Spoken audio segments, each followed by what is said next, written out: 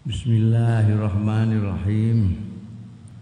Qala al-muallif rahimahullah wa nafa'ana bihi wa bi ulumihi fid dharain amin. Ja'at lida'awatihil asjaru sajidatan tamshi ilaihi ala sakin bila qadami ka'annama satran lima katabat furuha min badi'il khatti bil laqami mislal ghamamati anna sarasairatun taqi kharrawati sin lil ajiri hami ja'at taqa li dakwatihi krana pengundange Kanjeng Rasul sallallahu alaihi wasallam apa al-asjaru pira-pira wit-witan sajidatan hale padha sujud tamsi ilaihi lumaku ya asjar ilaihi marang Kanjeng Rasul sallallahu alaihi wasallam ala sakin ning atase wentis bila qadami wentis itu betis bila qadami tanpa delamaan ka'annama satarat kaya dene menggaris bawahi garis ka'annama kaya garisi ya asjar satron kelawan garis tenanan garis tebal lima maring barang katabat sing nulis apa furuha cabang-cabange asjar mimbadiil khatti saking indahe tulisan bila komi ana ing dalan tepane mislal ghamamati tepane kaya dene mendung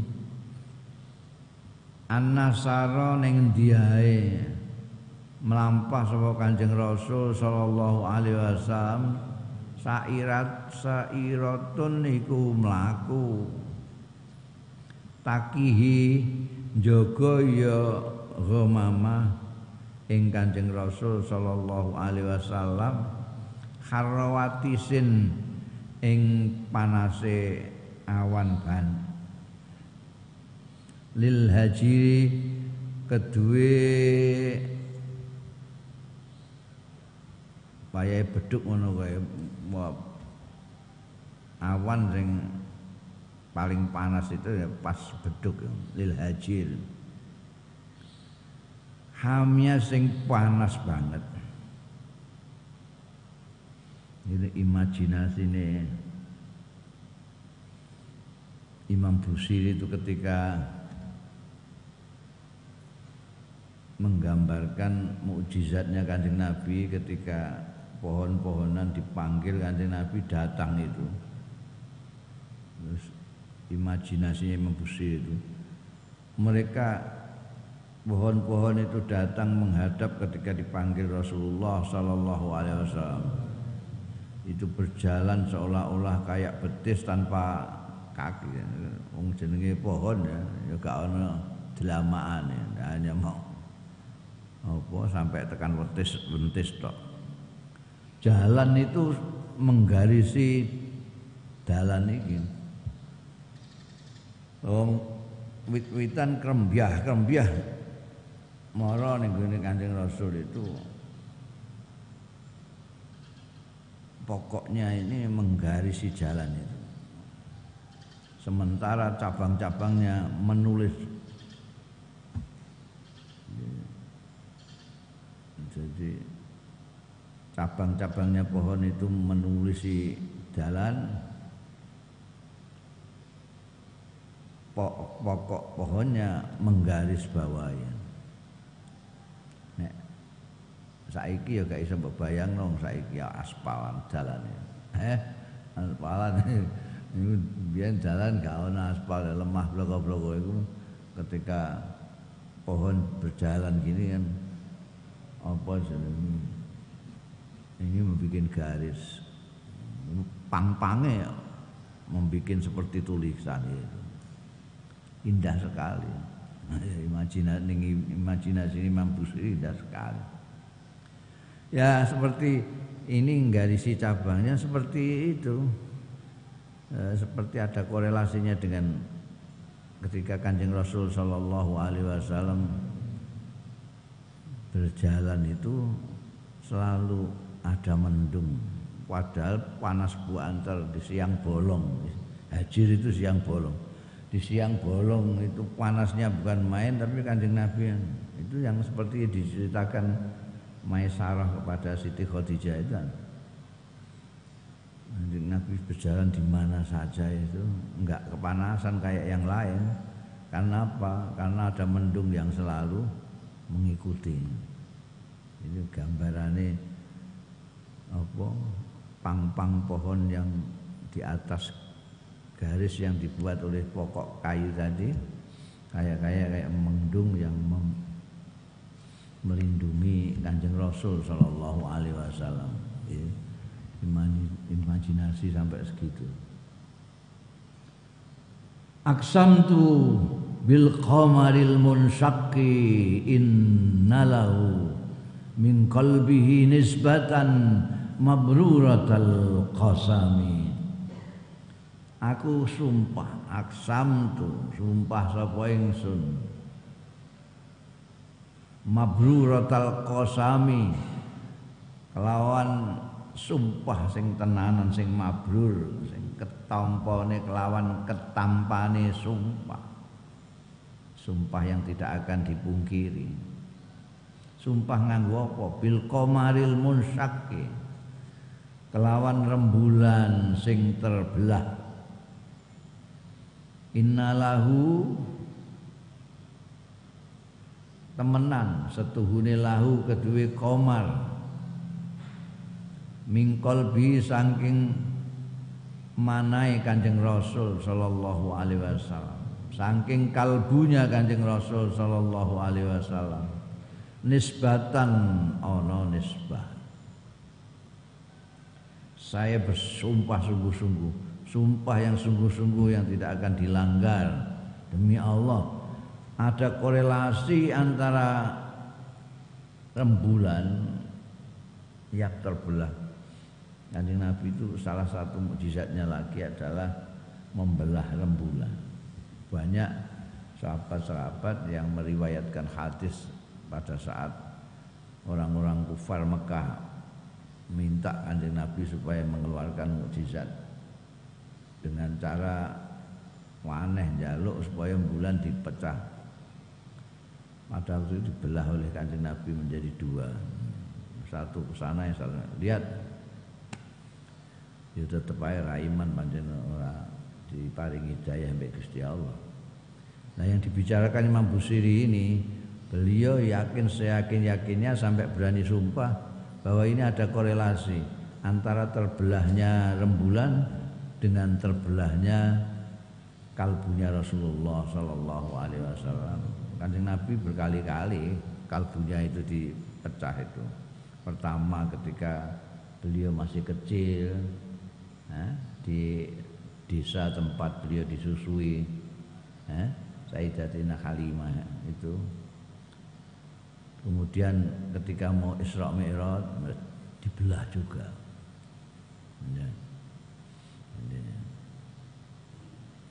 Ada korelasinya ini bulan dengan kalbunya beliau. Ini masih bicara soal mukjizat Kanjeng Rasul. Wa ma hawal gharu min khairin wa min karamin wa kullu tarfin minal kuffari anhu ami wasidku fil ghari wasiddiqu lam yarima wa hum yaquluna ma bil ghari min arimi. Dhannul hamama wa dhannul ankabuta ala khairil bariyati lam tansuj wa lam tahumi wiqayatullahi aghnatan mudha'afatin minad duru'i wa an'alin minal utumi wa ma hawal gharu min khairin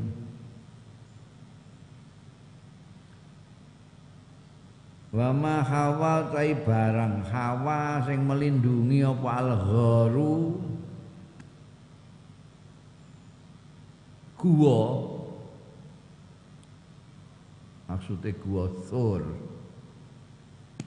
min khairin nyatane bagus wa min karomin lan nyatane pemurah kemurahan khairin bagus karomin murah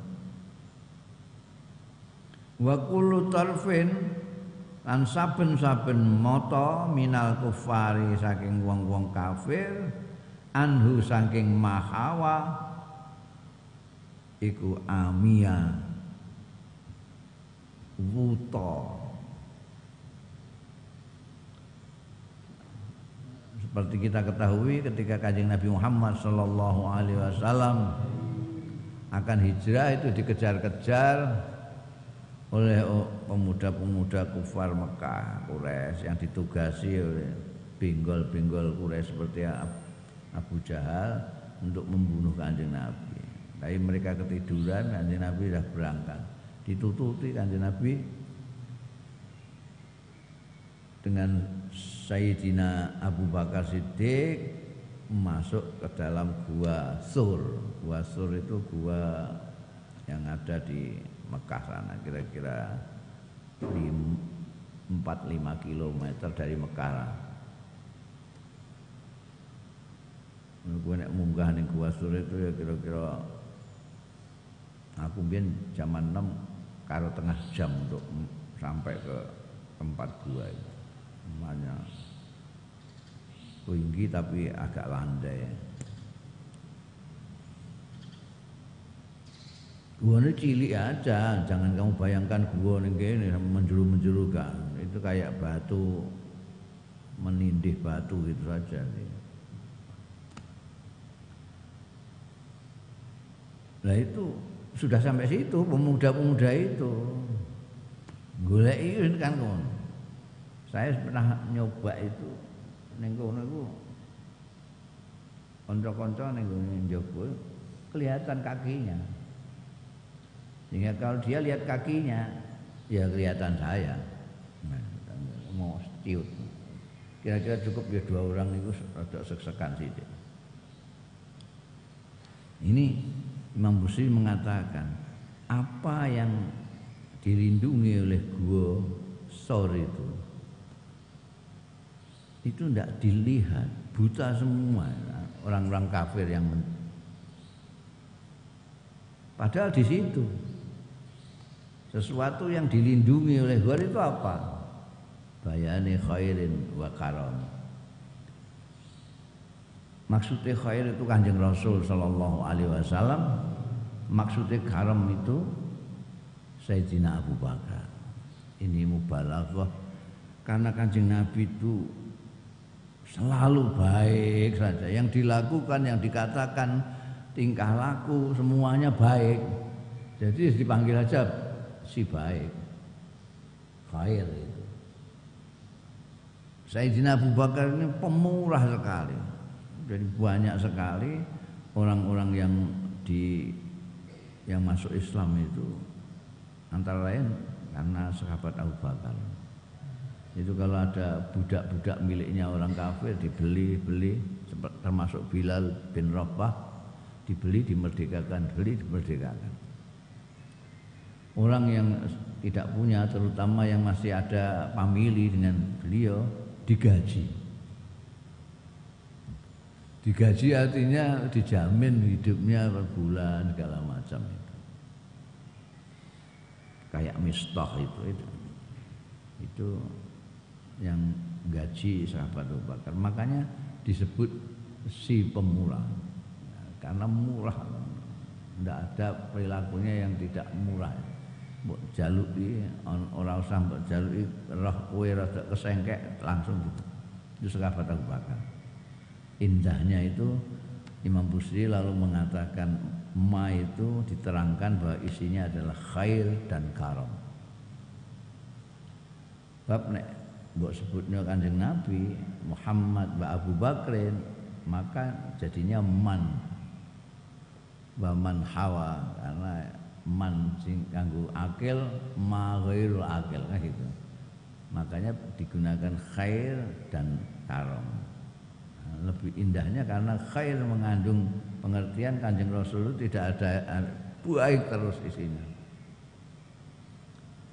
Nek mbok man terus gak enak dilagokno, man khawai.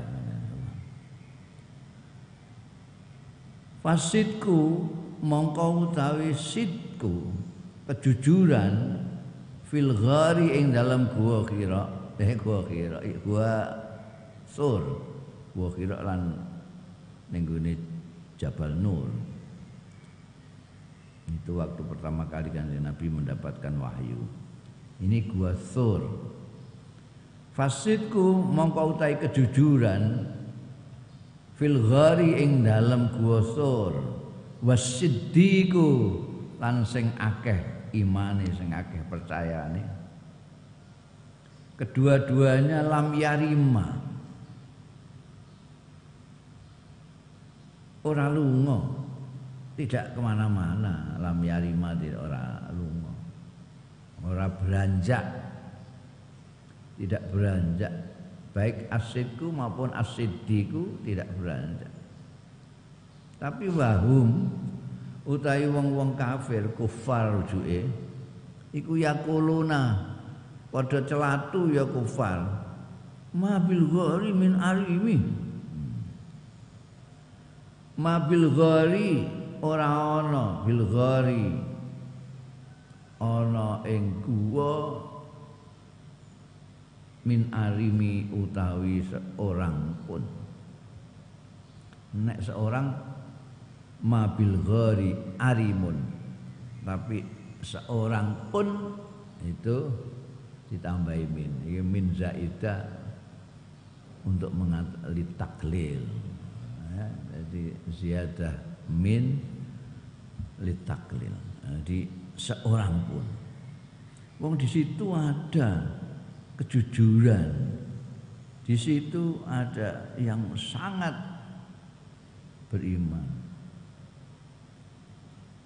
tidak pergi kemana-mana, tidak beranjak. Dari tadi ya di situ itu ndelik. Mereka yang mewawancari itu mengatakan tidak ada seorang pun.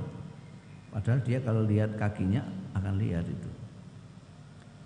Asidku seperti tadi, asidku itu maksudnya Kanjeng Rasul Sallallahu Alaihi Wasallam, karena tidak pernah tidak jujur, jadi disebut si jujur, sang jujur ada di situ.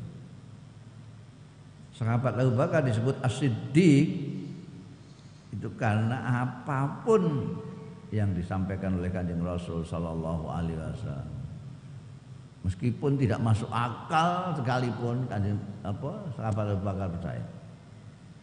Ketika Kanjeng Rasul Sallallahu Alaihi Wasallam mengabarkan bahwa beliau malam itu dari Masjidil Aqsa lalu naik ke atas langit sampai ke tingkat ketujuh, sampai ke Sidratil Muntaha, sampai ke Mustawa, dan balik lagi malam itu juga. Orang-orang kafir sudah senangnya bukan main, ini saatnya. Jadi dia selalu mencari-cari lubang bagaimana menjatuhkan Kanjeng Rasul Sallallahu Alaihi Wasallam. Ini ada menurut mereka cerita yang tidak masuk akal. Ini kita beritahukan sama Abu Bakar. Begitu Abu Bakar nggak percaya, semua orang akan nggak percaya semua. Beritahukan sama sahabat Abu Bakar. Ini kawanmu Muhammad itu cerita malam ini Dia dari datang, baru saja datang dari Masjidil Aqsa di Elia, Palestina, naik ke Baitul Ma'mur, terus pulang lagi malam ini juga. Kamu percaya? Kalau itu yang mengatakan Kanjeng Nabi Muhammad sallallahu alaihi wasallam, saya percaya. Setiap hari, setiap saat saya diberitahu beliau dapat wahyu dari langit, saya percaya kok. Itu lalu dijuluki As-Siddiq. Maka yang dimaksud As-Siddiq adalah sahabat Abu Bakar, As-Sidku Kanjeng Rasul. Ini indah sekali. Jadi memanggil sifat yang karakter yang menonjol seperti tadi itu. Khair dengan karom, sekarang As-Sidku Was-Siddiq. Loh, enggak beranjak. Beliau berdua tidak beranjak dari gua itu, tapi matanya orang-orang kufar sekian banyaknya tidak ada yang tahu. Bahkan mereka mengatakan tidak ada seorang pun. Kok gak dimasuki apa piye? Terus mengatakan mabil ghair min arimi, tidak ada seorang pun. Dzannul hamama padha nyono ya wong kafir kufar juke ning ngene bait sebelumnya. Nyono ya kufar alhamama ing burung merpati manuk dara. Nek hamam tanpa tasdid maknane burung dara. Kalau kamu salah mengucapkan jadi hammam, mimnya kamu kasih tasdid, maknanya pemandian, tempat mandi. Dzannul hamama padha nyono kufar al hamama ing manuk dara. Wa dzannu lan ya padha nyono ya kufar al angkabuta ing kala monggo ala khairil bariyati ing atase sak bagus-baguse menungso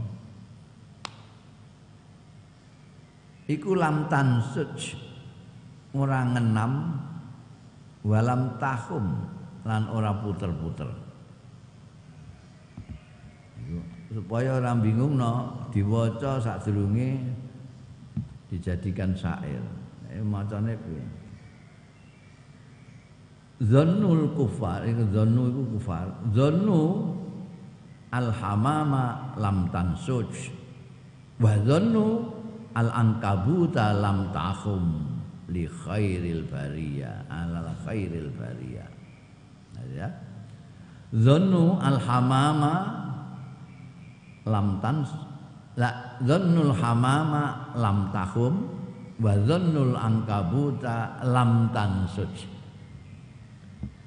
Orang-orang kufar itu menyangka bahwa burung-burung merpati tidak berputar-putar di sekitar gua itu, dan mereka juga menyangka bahwa kalau monggo lam tansud tidak ngenam rumahnya di situ.